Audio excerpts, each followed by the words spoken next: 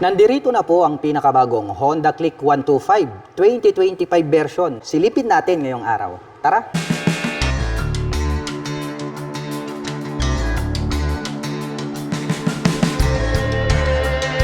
All new Honda Click 125 2025 version. Ito pong kanilang special edition, kapansin-pansin na hindi na po decals yung kanyang gamit ngayon. Naka 3D emblem na po siya dito sa kanyang side profile.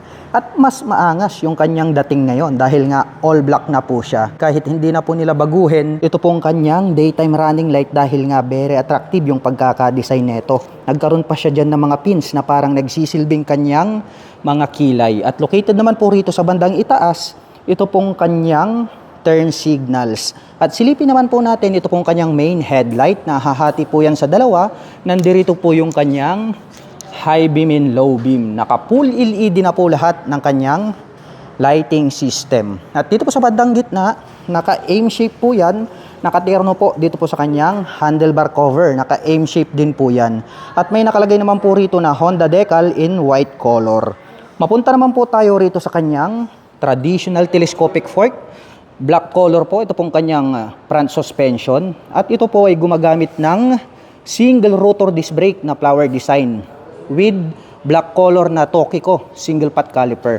At ito pong kanilang special edition. Ito pong kanyang cast wheel is matte brown color. At ito po ay equipped with combi brake system.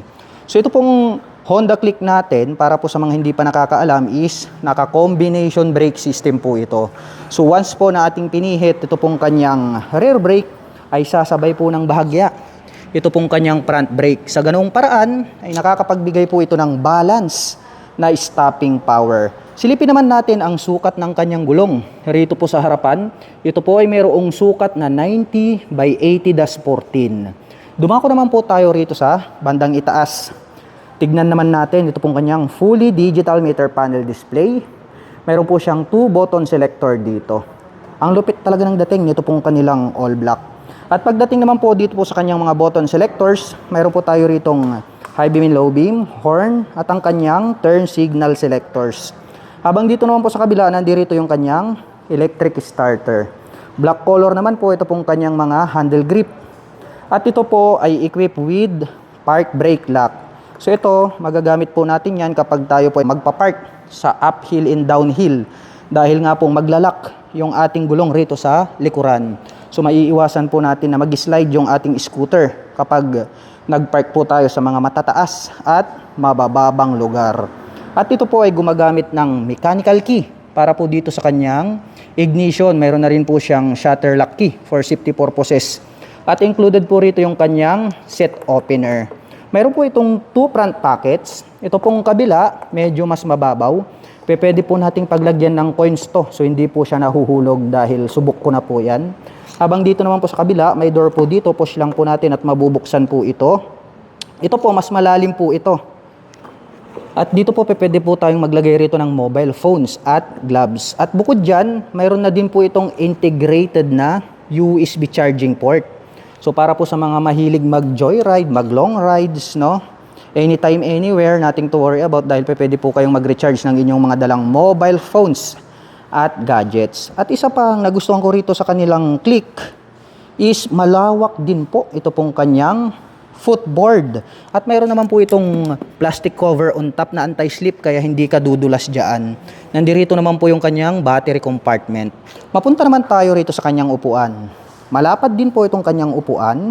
So makapal po rito sa bandang unahan tapos manipis dito sa bandang itaas. Malambot din po siya kaya comfortable po siyang sakyan. At black color naman po itong kanyang seat cover. Buksan naman natin para makita nyo itong kanyang underseat compartment. Malawak din po ito pong kanyang underseat compartment. At kahit na anong size po ng half-face helmet ay kasyang-kasya po rito.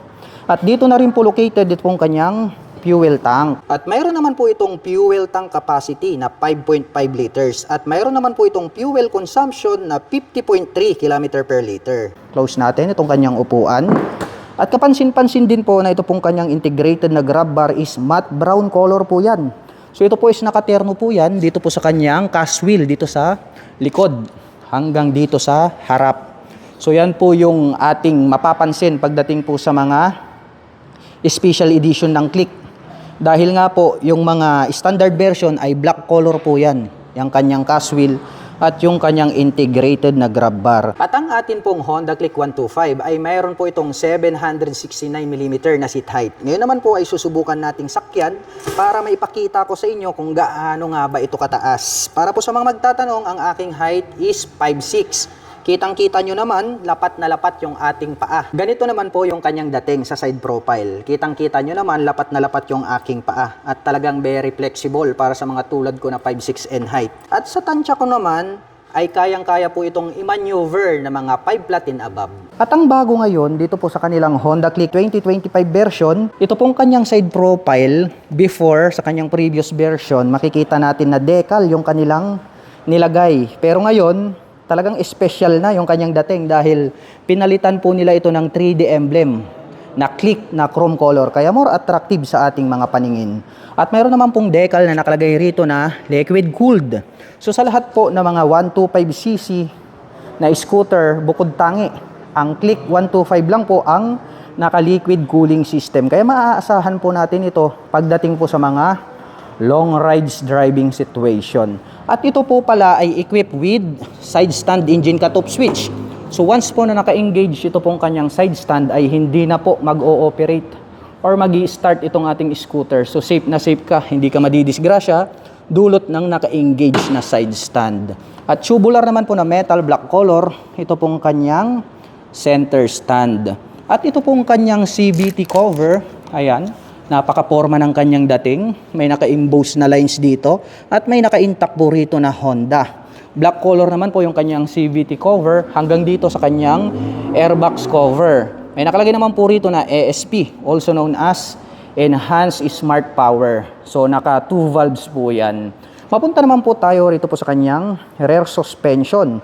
Ito po ay gumagamit ng single shock absorber.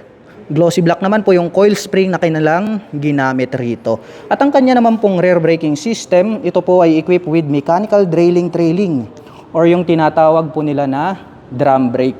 Silipin naman natin ito pong kanyang taillight. Itong kanyang taillight, kahit hindi na po nila ito baguhin, ay talagang maporma na po yung kanyang dating. At naka full LED na po ito pong kanyang main taillight. Naka pop up naman po ito pong kanyang mga LED na turn signals. At pag ating sinilip tong nakapop up na to, nandyan po located dito pong kanyang plate light at mayroon pong added light reflector dito sa gitna at ito pong kanyang rear fender, ang kanyang nagsisilbing plate holder. Sporty looks po ang dating nito pong kanyang stock pipe.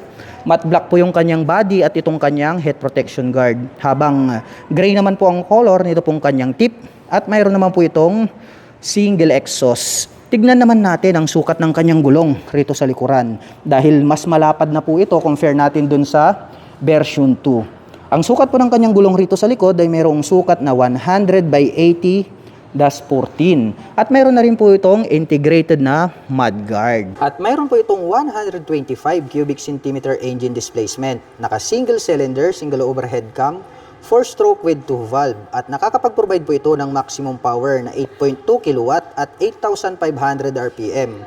Habang nakakapagbigay naman po ito ng maximum torque na 10.8 Nm at 5,000 RPM. At mayroon po itong seat height na 769mm, may ground clearance na 131mm, may wheelbase na 1,280mm at mayroon naman po itong kabuuang bigat na 112 kg.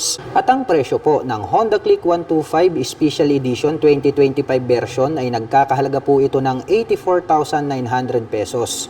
At kung gusto mo naman pong kumuha ng hulugan ay kailangan mo pong mag-down payment ng 5,800 pesos.